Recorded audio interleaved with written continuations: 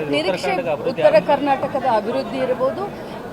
ನಾನು ಒಂದು ಮಾತನ್ನು ಹೇಳಲಿಕ್ಕೆ ಬಯಸ್ತೇನೆ, 6 ವರ್ಷ ನಮ್ಮ ಪಕ್ಷದ ಕಾಂಗ್ರೆಸ್ ಪಕ್ಷದ ಅಧ್ಯಕ್ಷರಾಗಿ ಇಡೀ ಕರ್ನಾಟಕ ರಾಜ್ಯಾದ್ಯಂತ ಏನು ಸಮಸ್ಯೆಗಳಿದ್ದಾವೆ, ಯಾಕಂದರೆ ಭೌಗೋಳಿಕವಾಗಿ ನಾವು ನೋಡಬೇಕಾಗುತ್ತೆ. ಉತ್ತರ ಕರ್ನಾಟಕ, ದಕ್ಷಿಣ ಕರ್ನಾಟಕ, ಕಲ್ಯಾಣ ಕರ್ನಾಟಕ, ಮಧ್ಯ ಕರ್ನಾಟಕ ಅಂತ ಹೇಳಿ ನಾವು ಭೌಗೋಳಿಕವಾಗಿ ನೋಡಿದಾಗ ಆಯಾ ಕ್ಷೇತ್ರಕ್ಕೆ ಅನುಗುಣವಾಗಿ ಆ ಒಂದು ಕ್ಷೇತ್ರವನ್ನು ಅಭಿವೃದ್ಧಿಪಡಿಸುವಂಥ ನಿಟ್ಟಿನಲ್ಲಿ ಮಾನ್ಯ ಮುಖ್ಯಮಂತ್ರಿಗಳು ಖಂಡಿತವಾಗ್ಲೂ ಸನ್ನದ್ಧರಾಗ್ತಾರೆ. ನಮ್ಮ ಬಯಕೆ, ನಮ್ಮ ಬೇಡಿಕೆ ಏನು ಅಂತಂದರೆ, ಬೆಳಗಾವಿ ನಮ್ಮ ಜಿಲ್ಲೆ ಕರ್ನಾಟಕ ರಾಜ್ಯದ 2ನೇ ರಾಜಧಾನಿ ಅಂತ ಹೇಳ್ತೀವಿ.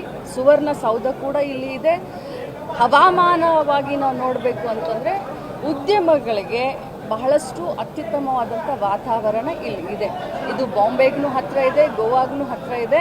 ಸೊ ಹೀಗಾಗಿ ಇಂಡಸ್ಟ್ರಿಯಲ್ಗಳು ಬಹಳಷ್ಟು ಈ ಕಡೆ ಬರಬೇಕು, ಜಾಬ್ ಕ್ರಿಯೇಷನ್ ನಮ್ಮ ಜಿಲ್ಲೆಯಲ್ಲಿ ಆಗಬೇಕು ಅನ್ನೋದು ನನ್ನ ದೊಡ್ಡ ಬಯಕೆ, ನಮ್ಮ ಜನರ ದೊಡ್ಡ ಬಯಕೆ. ಅದನ್ನು ನಾವು ಮಾನ್ಯ ಮುಖ್ಯಮಂತ್ರಿಗಳ ಹತ್ರ ಮಾತಾಡ್ತೀವಿ. ಖಂಡಿತವಾಗ್ಲೂ ಅದನ್ನು ನಾವು ಈಗ ಮಾಡಬೇಕಾಗಿದೆ. ಯಾಕಂತಂದರೆ ಕೈಗಾರಿಕೆಗಳು ಬೆಳಿಬೇಕು. ನಮ್ಮ ದೇಶ, ನಮ್ಮ ಭಾರತ ದೇಶ ರೈತರ ದೇಶ.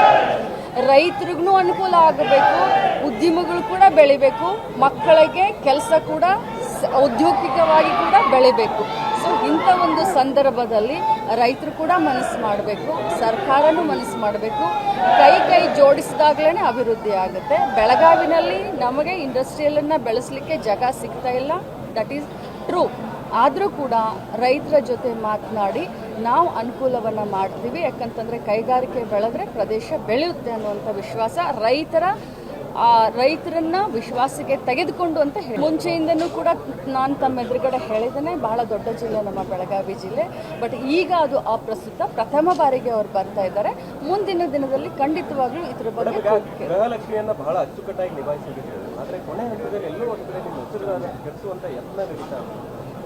ಇದು ವಿರೋಧ ಪಕ್ಷದವರು ಆರೋಪವನ್ನು ಮಾಡ್ತಾರೆ, ಏನು ತೊಂದರೆ ಏನಿಲ್ಲ.